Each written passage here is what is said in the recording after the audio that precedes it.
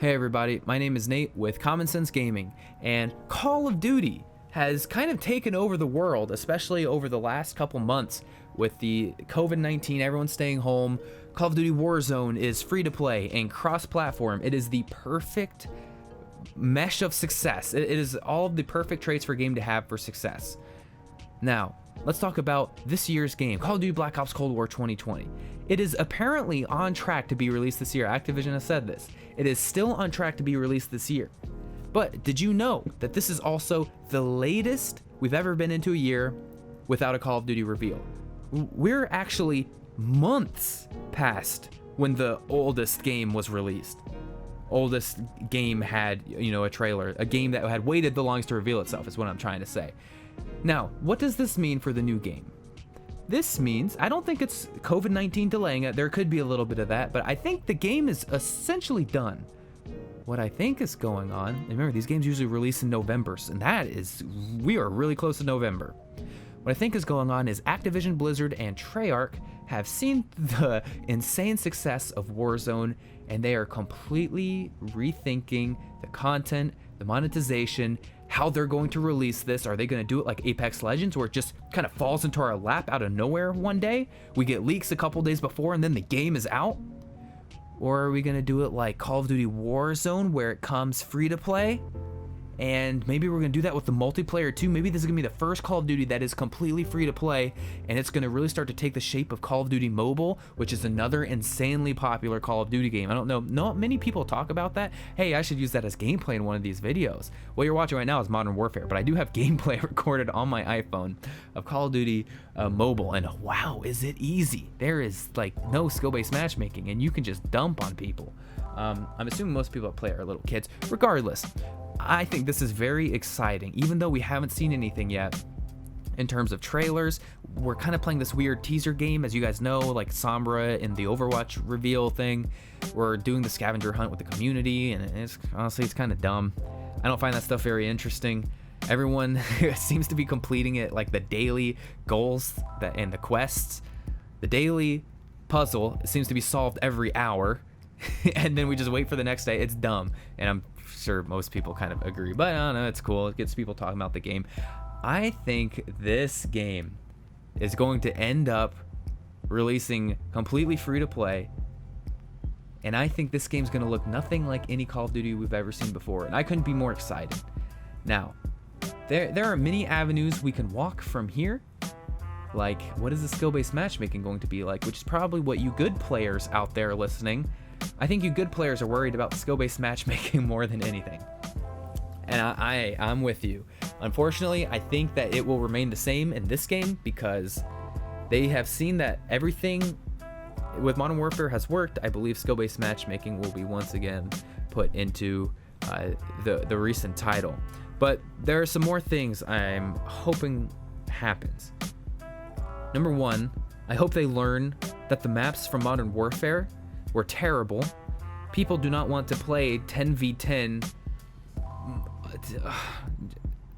Get it out. I think it was very clear that the community loved small 5v5 and 6v6 maps.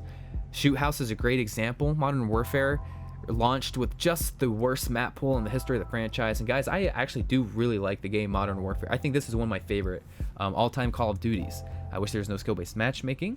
But it is one of my all-time favorite Call of Duties, and it's only because they patched it to be that game. They patched it with better maps, and I'm hoping that we don't have to wait for updates in Call of Duty 2020.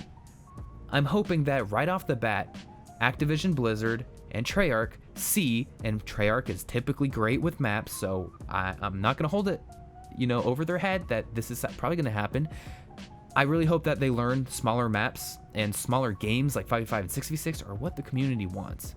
Because 10v10s and the 8v8, all the huge maps that aren't ground war sized but feel like it, and with just a little bit of action going on, it sucks. And that really held back Modern Warfare for the first couple months.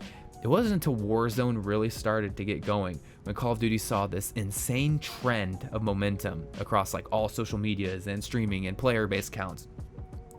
And it is clear that we're getting another version of Warzone, if not Warzone itself is just being straight ported over. I'm guessing we're gonna be probably on like the same engine. I don't know if the technicalities and the specs have been released of like what they're building the game on. I'm assuming it's the same engine because I'm assuming they recycle these things. They're probably really expensive to make. And I hope they build it on the same engine because the Modern Warfare engine is pretty cool.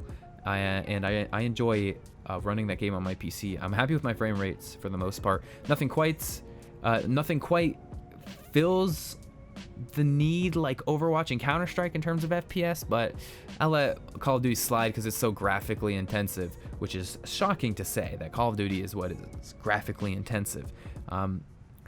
What I'm hoping we have for Warzone this time around, if they keep calling it Warzone, which I think they should, in my opinion, or like Warzone 2, Warzone 2.0, I don't know. I'm hoping we get a little bit more on the content side with the Battle Pass and whatnot. I think the Battle Pass was a great idea. I believe Epic Games with Fortnite is the first one that really popularized it. That's a word. I'd really like to see Call of Duty end up being a little more creative with it instead of just ripping Battle Pass. Here we go. We get 100 tiers. 95 of them really are just meaningless, and then the other 5 are the coins so that you can buy the next one, and there you go. That was my experience with just about every single Battle Pass, which is a real shame. I hope that they can start providing some more insight to the player. And let me get you to where I was really going with this part. Customization for your character. And I'm not talking about like in this shop.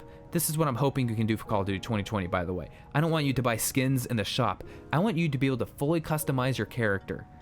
I want you to be able to change your pants or your shoes or your t-shirt or your jacket, your hat, your sunglasses, tattoos, whatever. I want you to be able to customize all of it.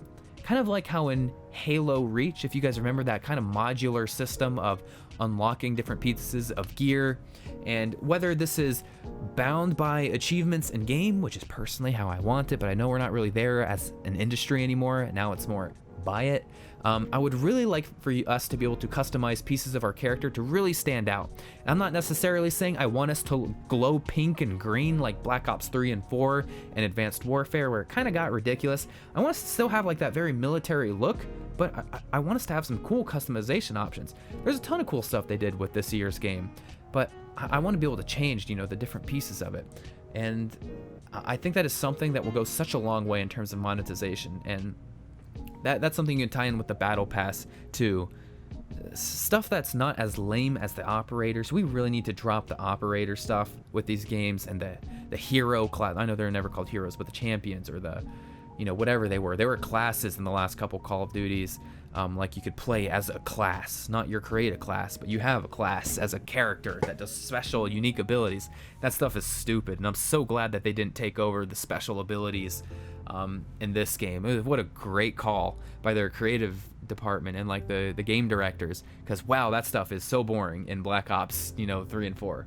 And I think honestly I think they're on the right track for the new Call of Duty game. In real, obviously we don't have details, so that's a really dumb thing to say if I don't know anything about the game, but I'm saying in the details of they have made it clear that they're taking a step back to breathe and think about how they're going to do this, because they've seen completely new ways. I believe the verbiage they used was like, our eyes have been opened to the reality, something like that, of how popular Warzone is. And I believe that they're going to utilize Warzone as an asset to be a marketing platform for the new game, which is a very smart idea. And we've seen that in-game events, like when Fortnite puts on a concert, become quite viral on social media. I mean, how cool was it that they put on concerts in-game? I don't know. I did not personally attend the Marshmello or the Travis Scott concert. I thought they looked super sick, and I watched so many POVs of streamers watching these concerts. And I'll do the same with the Call of Duty Warzone reveal. And I'm way more into Warzone than I ever was Fortnite, so I will be watching whatever reveal happens in-game, because you can go ahead and bet on it now. There's going to be like the TVs that are around the map wherever they are. I mean, there's TVs and buildings and whatnot. I'm sure that it will play some sort of trailer, or maybe stadium, which is like a giant stadium essentially, obviously in the middle of the Warzone map. There's this giant stadium, and maybe there's going to be like a big projector on the screen out in the stadium that shows like the trailer, and we're all going to be counting down to one day we can see the trailer together. This is essentially what I'm seeing happening. I think it's quite obvious that Warzone's player base being like 80 million people, this is what's going to be used as the reveal for the next game.